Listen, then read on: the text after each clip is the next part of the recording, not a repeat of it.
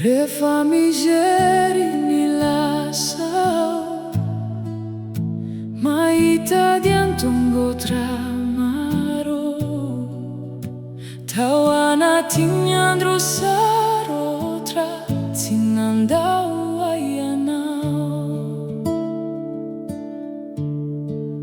Nisy fitahiana tsy voaisa, nisy famindram-bolalina, ankehitriny fantatro tsara fa nitondra ianao.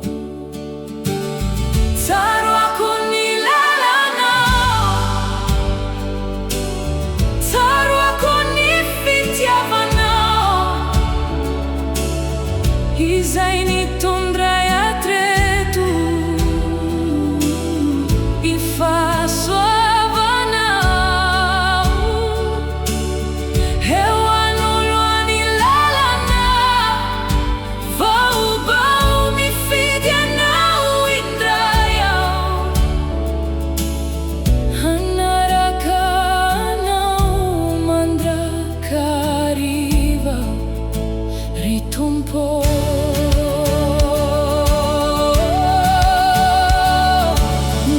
Fantatro aza ny